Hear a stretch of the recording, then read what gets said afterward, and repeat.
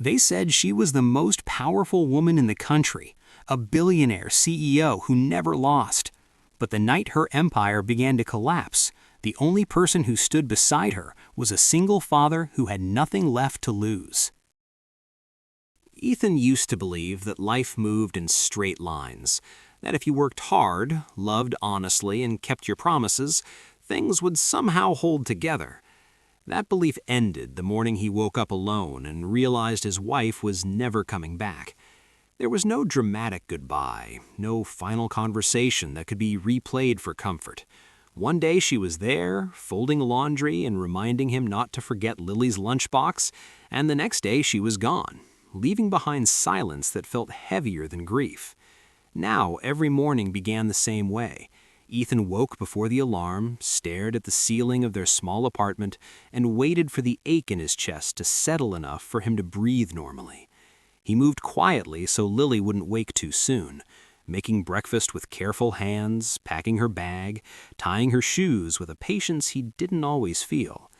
He learned to smile at the right moments, to sound steady when he asked about her day, even when his own world felt like it was constantly slipping apart. Ethan didn't talk about his pain. He didn't have time to. Grief was a luxury he couldn't afford, not when a child depended on him for everything. During the day, he worked wherever he could, taking maintenance and repair jobs that other people avoided. Broken wiring, leaking pipes, late-night calls from offices that didn't want problems seen during business hours. He liked those jobs because they didn't require conversation. Fix the problem, get paid, move on. At night, after Lily was asleep, he sat at the edge of her bed longer than necessary, listening to her breathe, reminding himself why he kept going. Money was always tight. He tracked every expense, skipped meals when needed, and told himself he didn't miss the life he once imagined. The truth was harder. He missed being seen. He missed being more than just functional. But life had reduced him to roles: provider, protector, father.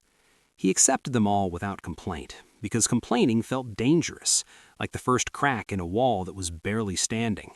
Sometimes, while waiting for a bus after a long shift, he watched people rushing past in expensive coats, talking loudly into their phones, and wondered how they carried their lives so easily. Then guilt followed immediately. Comparison was pointless. He had Lily. That was enough. He repeated that sentence like a promise, even when doubt whispered otherwise. On weekends, he took Lily to the park, sat on cold benches, and watched her laugh with a brightness that scared him. Children trusted the future without knowing how fragile it was. Ethan wished he could borrow some of that innocence, even for a moment. He avoided mirrors most days. When he did catch his reflection, he barely recognized the man looking back. Older, quieter, eyes that carried too much responsibility. Still, he showed up, every single day. That became his definition of strength. Not ambition, not success, just showing up. He didn't dream anymore. Dreams felt irresponsible. Stability was the goal now, even if it came at the cost of everything else. He told himself love was something that had already happened to him, not something waiting ahead. That chapter was closed. And yet, deep inside, beneath exhaustion and routine, there was a small, stubborn part of him that hadn't completely shut down. A part that still noticed silence, still felt comfort in small kindnesses, still believed that broken things could be fixed if handled carefully. Ethan didn't know it yet, but the same quiet patience he used to repair wires and calm nightmares was about to draw him into a world completely opposite from his own, a world of power, wealth, and control. And when those two worlds collided, the careful balance he had built around his grief would be tested in ways he never imagined. Ava Laurent learned early that control was safer than trust. Growing up, she watched promises break easily and loyalty disappear the moment it became inconvenient. By the time she entered the business world, she had already decided that emotions were liabilities and people were variables. She built her career the way others built walls, layer by layer, brick by brick, until nothing could reach her unless she allowed it. Now, in her early 40s, she sat at the top of an empire most people only saw in headlines. Billionaire CEO, visionary, relentless. Those are the words attached to her name. What no article ever captured was how lonely the view was from that height. Her days were filled with meetings that never ended, conversations that meant nothing, and decisions that affected thousands of lives without ever touching her own. She woke up in a luxury apartment overlooking the city, surrounded by silence so clean it felt artificial. Assistants scheduled her hours down to the minute. Drivers waited outside before she even reached the elevator. Every part of her life ran smoothly, efficiently, and without warmth. Ava had trained herself to see people as functions. Board members were obstacles or assets. Executives were tools. Investors were pressure points. She didn't allow anyone close enough to disappoint her again. Years earlier, she had loved someone deeply and lost everything because of it. That loss reshaped her. It taught her that vulnerability was expensive, and she never paid that price twice. At night, after the last meeting ended and the city lights flickered beneath her windows, Ava sometimes poured herself a glass of wine she barely tasted and stood still, listening to the hum of a life that never slowed down. She told herself this was what winning felt like. She had proven everyone wrong. She had risen higher than anyone expected. But the victories felt hollow. Success had come with applause, but no one to share the quiet moments with. Her phone buzzed constantly, yet no one ever called just to ask how she was. When exhaustion crept in, she pushed harder. Rest felt like weakness. Reflection felt dangerous. Ava believed momentum was survival. If she stopped moving, everything she had buried might catch up with her. She remembered the girl she used to be, ambitious but hopeful, certain that power would bring freedom. Instead, it had brought isolation. Her office reflected her perfectly. Glass walls, sharp lines, immaculate surfaces. Nothing personal. No photos, no reminders. Only achievements framed in steel and silence. Employees feared disappointing her, and she encouraged that fear because it kept results clean. Still, there were moments she couldn't control. Brief flashes of emptiness that arrived uninvited. Watching families through restaurant windows as her car passed by. Hearing laughter echo in hotel corridors during business trips. Those sounds unsettled her more than financial risk ever could. She told herself she didn't want what other people had, that attachment slowed you down, that love made you careless. And yet, there were nights when the weight of her success pressed down so heavily that she felt trapped inside the very life she had built. Ava didn't cry. She hadn't cried in years. Instead, she worked. She planned. She dominated. It was easier to be feared than understood. Easier to be respected than loved. Her empire had grown because she never hesitated, never softened, never looked back. But deep inside, behind the armor she wore so well, there was a quiet exhaustion she refused to name. She didn't know it yet, but the cracks were already forming. The foundation she trusted so completely was beginning to shift, and when it did, everything she believed about strength, control, and independence would be challenged by the last person she ever expected. Their first real interaction happened without intention or introduction. Ethan arrived at the building late at night, toolbox in hand, following instructions sent by an assistant he had never met. The office tower was nearly empty, its lights dimmed to a cold glow that made every sound echo. He preferred jobs like this, fewer people, fewer questions. The issue was persistent electrical failure on the top floor, a problem that no one else seemed able to resolve. When he stepped into the private office, he noticed the space immediately. It didn't feel lived in. Everything was precise, polished, untouched by personality. He understood that kind of order. It was the kind built to keep chaos out. Ava was there when he arrived, standing near the window, city lights reflecting faintly across the glass. She barely acknowledged him at first. He didn't expect her to. People in power rarely noticed the ones who fixed things for them. Ethan focused on the work, kneeling by the panel, testing wires, replacing components with practiced efficiency. He didn't speak unless necessary. Ava watched from a distance, not out of suspicion but curiosity. There was something different about him. Most contractors were either nervous or overly friendly, trying to impress or explain themselves. Ethan did neither. He worked with quiet confidence, as if the room belonged to no one and everyone at the same time. The silence stretched, comfortable and unfamiliar. At one point, Ethan's phone vibrated in his pocket. He hesitated before answering, then stepped aside and lowered his voice. Ava wasn't listening at first, until she caught the tone. Soft, reassuring, the kind of voice people used when they truly cared. Ethan spoke gently, telling Lily that monsters weren't real, that he was close, that he would be home soon. He promised her pancakes in the morning and stayed on the line until she fell back asleep. When he returned to the panel, Ava was still watching, something unreadable passing behind her eyes. She didn't comment, neither did he, but something shifted. After that night, the electrical issue was resolved, yet Ava found reasons to request follow-ups, minor adjustments, inspections that didn't strictly require attention. She told herself it was about quality control, but she knew that wasn't the truth. Ethan returned, always punctual, always professional. Their conversations were brief at first, practical, unremarkable. But Ava noticed how he listened when she spoke, not with interest in her status, but with genuine attention.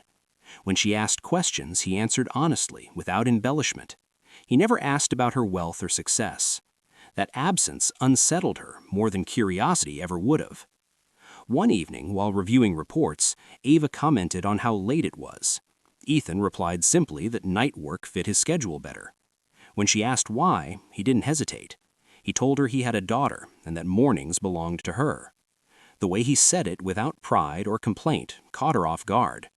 Ava had spent years surrounded by people who negotiated everything, even their own priorities. Ethan didn't negotiate. He arranged his life around something that mattered and accepted the cost. That kind of clarity was foreign to her. Over time, their exchanges grew slightly longer. Ava found herself asking questions she normally wouldn't, not about the work, but about life. Ethan answered carefully, never oversharing, never retreating. He spoke about responsibility like it was a fact of nature, not a burden. Ava spoke about pressure without naming its source. She noticed how he never tried to fill silences. He let them exist, something she hadn't experienced in years. In his presence, the office felt less sterile, less heavy. Ethan didn't change anything deliberately, he simply showed up as himself. And for Ava, who had built her entire world on control and distance, that quiet authenticity felt like both comfort and threat. She didn't yet understand why she began adjusting her schedule to match his visits, or why she felt unsettled when he left. She only knew that something in her carefully constructed world had been disturbed, and for the first time in a long while, she wasn't sure she wanted it fixed. The unraveling began quietly, the way real disasters always do, without warning or spectacle. Ava first noticed it in the tone of her board meetings, the pauses that lasted a second too long, the way certain executives avoided her eyes. Numbers that once aligned perfectly began to resist explanation. Reports arrived late. Emails went unanswered. She sensed the shift before anyone said a word, the subtle change in gravity that told her control was slipping. Within weeks, an internal audit turned into a formal investigation, and formal questions turned into headlines. Leaks appeared in the press, each one sharper than the last, painting her as reckless, unethical, dangerous. The empire she had built on precision and fear was now being dissected in public. Ava reacted the only way she knew how. She tightened her grip. She worked longer hours, slept less, pushed harder. But pressure didn't respond the way it used to, and no amount of authority could silence doubt once it spread. Ethan felt the storm before he understood it. He arrived one night to find security stricter, the building tense. Ava looked different, still composed but thinner somehow, like the walls around her had narrowed. She tried to keep their interactions professional, but the strain leaked through. Papers were scattered across her desk. Her phone rang constantly, unanswered. When she spoke, there was an edge he hadn't heard before. Ethan didn't ask questions. He fixed what needed fixing, moved quietly, stayed out of the way. But when he left, something followed him out into the hallway. 2 days later, his name appeared online, a blurred photo, a misleading caption, rumors suggesting an inappropriate relationship, whispers of favoritism and secret access. It didn't matter how false it was, the damage was immediate. Lily's school called him in. Questions were asked, concerns were raised. He sat in a small office with fluorescent lights and realized how fragile his life truly was. One wrong story, one misunderstanding, and everything he had worked to protect could be taken from him. Lawyers advised distance. Friends advised silence. Everyone told him the same thing: walk away, let her deal with her own world. That night, Ava called him for the first time outside of work.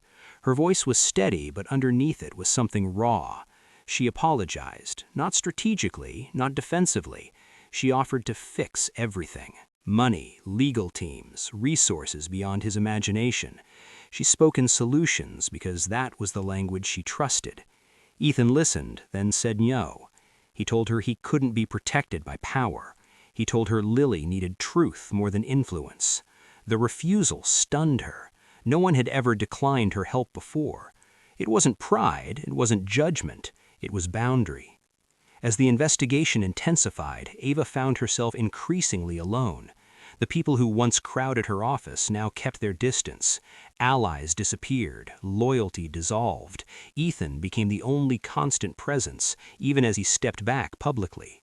He didn't defend her in the press. He didn't fight her battles. He simply didn't abandon her privately. That distinction mattered more than she could articulate. Ava began to feel the full weight of what she had built, an empire designed to stand tall but not to hold her when it fell. Nights stretched longer. Doubt crept into spaces she had kept sealed for years. She questioned every choice she had made, every line she had crossed in the name of progress. Meanwhile, Ethan lived with fear he couldn't share. Every knock on the door startled him. Every call from an unknown number tightened his chest. He read articles about Ava with the same care he read Lily's bedtime stories, searching for signs, for outcomes, for reassurance that truth still mattered. Their worlds were colliding under pressure, and neither of them was prepared for the cost. Ava's power was slipping away, and Ethan's quiet stability was under threat. For the first time, they were both standing on uncertain ground, stripped of the roles that had defined them. And in that shared vulnerability, something irreversible was taking shape, something neither wealth nor restraint could undo. When everything finally collapsed, it didn't happen with a dramatic announcement or a final confrontation. It happened in stages, quietly, painfully, as Ava watched the structure she had trusted all her life turn against her. The board suspended her pending the investigation. Her access was limited. Decisions were made without her. The company she had shaped with relentless discipline now moved as if she were already gone. For the first time, Ava had nowhere to stand. Her phone, once a constant source of demands, fell silent except for lawyers and advisors speaking in careful tones. She sat alone in the same office where she had once commanded entire rooms, staring at a future that no longer responded to her authority. Ethan felt the weight of that collapse in ways he hadn't expected. He kept his distance publicly, just as everyone advised, but privately he remained present in the only ways he could. He answered when she called. He listened when she spoke without knowing what she was asking for. He never offered solutions. He offered steadiness. That alone set him apart from everyone else. Ava tried again to protect him, to remove him from the consequences of being connected to her. She arranged legal safeguards, financial buffers, even opportunities for him to leave the city with Lily if things worsened. Ethan refused each one, not with anger, but with quiet resolve. He told her that running would teach his daughter the wrong lesson, that fear shouldn't dictate integrity, that standing still could sometimes be braver than escaping. Those words stayed with Ava long after the calls ended. She had spent her entire life believing movement was survival, that hesitation was death. Ethan's refusal to be moved by power forced her to confront something uncomfortable. She had mistaken control for strength. As the investigation reached its peak, evidence surfaced that shifted the narrative. Not enough to restore her empire, but enough to expose the betrayal at its core. Ava was no longer the villain the headlines had crafted, but neither was she the untouchable force she once was. The truth landed somewhere in between, complicated and imperfect. Her reputation would never fully recover. She accepted that with surprising calm. What mattered more was what she had lost internally, and what she might still choose to keep. During this time, Ethan faced his own reckoning. The risk to Lily never fully disappeared. He attended meetings where his character was evaluated by strangers, where his worth as a father was measured by association rather than action. Through it all, he remained honest.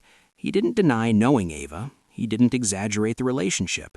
He told the truth, even when it scared him. That honesty protected him more effectively than any legal shield could have. Ava watched this from a distance, humbled. She had spent decades shaping narratives, controlling perceptions, bending truth to serve outcomes. Ethan had done none of that and emerged intact. Slowly, painfully, Ava began to let go. Not all at once, not cleanly. She stepped down officially, handing over the remnants of her authority. The empire would continue without her. She didn't fight to reclaim it. Instead, she chose to face what came next without the armor she had relied on for so long. In the quiet aftermath, Ava and Ethan met without titles, without consequences looming overhead. Two people stripped of the roles that had once defined them. Ava admitted things she had never said aloud: regrets, fears, the cost of a life built on distance. Ethan spoke about exhaustion, about carrying responsibility without rest, about the loneliness of doing everything right and still feeling unfinished. There were no promises made between them, no dramatic declarations, just understanding. They stood together not because they needed each other to survive, but because they recognized something rare in one another. Ava had lost her empire. Ethan had nearly lost his world. And in the space where power and stability had failed them, they found something quieter and more enduring: respect, trust, and the possibility that standing together, without control or sacrifice, might finally be enough. The weeks after everything settled felt unfamiliar to both of them, not because life had suddenly become easier, but because it had become quieter. Ava woke up one morning and realized there was no schedule waiting for her, no assistant knocking, no urgency demanding her attention. For the first time in decades, the day belonged to her. The silence frightened her at first. Without the constant pressure of decisions and consequences, she felt exposed, as if she were standing in an empty room without walls. But slowly, she began to notice details she had ignored for years: morning light through open windows, the sound of traffic without the need to outrun it, the simple relief of not being watched. Ethan's life didn't change as dramatically, but something inside him did. The fear that had lived permanently in his chest began to loosen its grip. Lily sensed it before he did. She laughed more freely, slept more peacefully, and stopped asking questions he didn't know how to answer. Stability returned, not because everything was perfect, but because honesty had held. Ethan no longer felt like he was standing on the edge of collapse. Ava didn't step into his life as a solution or a replacement for anything he had lost. She arrived carefully, aware of the space she occupied. She listened more than she spoke. She learned Lily's routines, her fears, her small victories. There were moments when Ava caught herself wanting to take control, to fix things quickly, to use resources she still had access to. Each time, she stopped. This life required patience, not power. She struggled with that restraint, but she didn't run from it. Ethan watched her try, and that effort mattered more than perfection. They spent time together without expectations, walks through quiet neighborhoods, conversations that didn't lead anywhere urgent. Ava learned how uncomfortable it was to be ordinary, and how freeing it could be. Ethan learned that allowing someone in didn't mean surrendering responsibility, it meant sharing weight. There were nights when doubt crept back in for both of them. Ava wondered who she was without her empire, whether her value had been tied too tightly to success. Ethan wondered if peace was temporary, if something else would eventually be taken from him. They didn't promise each other certainty, they promised presence. Ava began redefining success in small ways: helping without recognition, listening without agenda, choosing connection over control. The world no longer bent around her decisions, but she discovered something steadier than influence: purpose without domination.